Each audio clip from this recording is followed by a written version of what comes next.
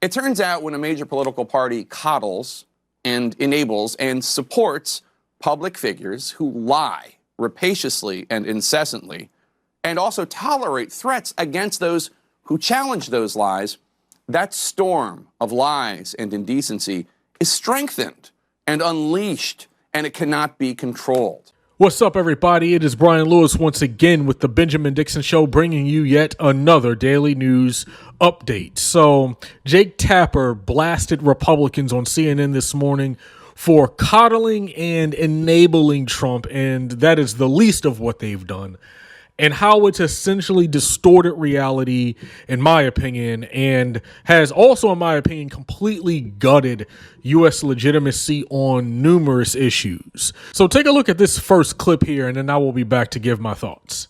To be perfectly candid, one of the great challenges in covering the Trump era has been listening to public figures telling stark lies and trying to discern whether the individual is cynically, purposefully misrepresenting the truth, or is misinformed and possibly incapable of understanding the facts involved, or possibly suffering from some sort of psychological issue.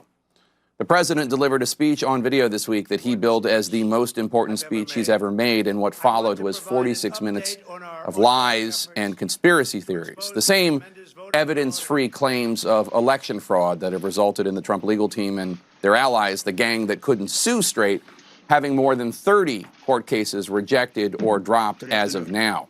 On Friday evening alone, courts in 5 different battleground states, Arizona, Michigan, Minnesota, Nevada, and Wisconsin, 5 different states slapped down efforts by Trump and his allies to overturn the election results. A judge in Maricopa County, Arizona, wrote, quote, "The court finds no misconduct, no fraud, and no effect on the outcome of the election." So we've talked about before on the show how Trump has been losing all of his court cases, and he really has no case. So I don't want to rehash that over and over and over again. But Jake Tapper asked at the beginning of this first clip about whether or not public figures, they're telling these stark lies. Okay, yes, and this is something that we've been forced to listen to for the past 4 years. But there's no question about whether or not this is sociopathy or not, or whether or not they actually believe in the lies or just misinformed.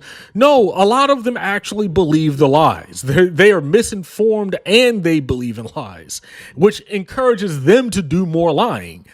And this all contributes to the collective sociopathy on the right. So I think it's all of these things combined. And then, of course, he mentions Trump and speaking for 46 minutes and doing nothing but lying and spreading conspiracy theories. Again, this is what he has been doing since he got into office. So I'm not really surprised by any of this. Watch this next clip. So the new strategy, because they're failing in the courts, is pushing governors and state legislatures to disenfranchise millions of legal American voters in states that President-elect Biden won, and sending Trump supporters to the Electoral College to steal the election, based on the same deranged claims. Here's one Trump witness in Michigan with Rudy Giuliani this week telling a story that a judge had already found, quote, simply not credible. Here she is attacking a Republican state legislator. My question here is why we're not seeing the poll book off by 30,000 votes. That's not the case. What did you guys do? Take it and do something crazy to it? I'm just saying the numbers are not off by 30,000 votes. So I know what I saying saw. That they're filling in? I know what I saw, and I signed something saying that if I'm wrong, I can go to prison. Okay. Did you? President Trump just praised that witness on Twitter. And frankly, there are millions of Americans being misled by the president and his sycophants on Capitol Hill and in MAGA media that these clownish, discredited efforts are real and legitimate. You see, therein lies the problem. Okay, so it's not just that they're being misled. So I like that Jake Tapper is calling out the extremism on the right, but he's still there. It's not just him. It's just like the media in general. They're still not going as far as they need to go and call this stuff what it is. This is right-wing extremism. They have not just been misled and misguided. They have been lied to on purpose. And of course they want to disenfranchise millions of voters because, look, Trump just had a historic turnout on his end and he still lost. He still got blown out of the water. Like, so it's not, they want to disenfranchise millions of voters because their ideas are not popular. End of story. So, you know, it's bad when Rudy Giuliani, you know, puts up these very weird witnesses and they go on the attack against other Republicans because, as I said in a previous video, there is something of an ideological civil war, for the lack of a better term, that's going on the right now around Trump. And so they're now eating their own, right? But this is why the response from Democrats has to be realistic instead of these naive notions of being able to, you know, both negotiate with hostage takers while at the same time doing what needs to be done to help the American people. So are Democrats going to remove the filibuster to retake the Senate? Just something to think about. But take a look at this next clip here. And now some of those folks who have been misled are threatening violence against these officials who have been honestly running the elections. Take a listen to Republican state election official Gabriel Sterling with the Georgia Secretary of State's office. Someone's going to get hurt, someone's going to get shot, someone's going to get killed. And it's not right. It isn't. None of this is acceptable. But to be frank, President Trump has been pushing lies and conspiracy theories for years that have made life more dangerous for all kinds of Americans. He's stoked hate against blacks and Latinos and Muslims and Jews and Asian Americans, against women, against judges, against Democrats, against Republicans who disagreed with him, against journalists, against entertainers. This did not just start on November 3rd.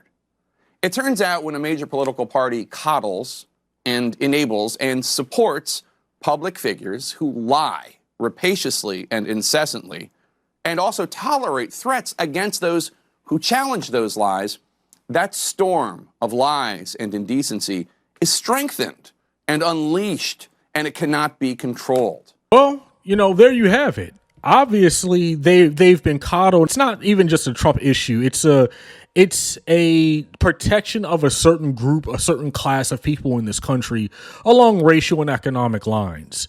Okay, that's what it is. And certain people in this country have always been coddled. You know, okay, so Trump is who we thought he was. He stoked hatred for years. Yes, we knew this before he even ran for president. He is who we thought he was. So what are we actually going to do about it to prevent another Trump from happening in the future? Think about that question while you watch this last clip. Look, in his racist campaign against immigrants, President Trump would often read the lyrics of a song that told the story of a tender-hearted woman who finds a half-frozen snake and nurses it back to health, only to fall victim to the snake's predatory nature. Oh, shut up, silly woman, said the reptile with a grin. You knew damn well I was a snake before you took me in. As Republican officials deal with these horrors of a president whose hideous lies are putting their election hopes in Georgia at risk, and more importantly, tragically, unacceptably, horrifyingly, even putting lives at risk, it has to be asked, did you not know who this man was when you took him in? And that is another great question to ask as I wrap up this video here. Of course, they knew who Trump was, and they loved every bit of it. That is why they supported him in the first place. Let us not beat around the bush. Let's not be politically correct, and let us see the truth for what it is. They wanted this. And in 2020, they even doubled back down on it.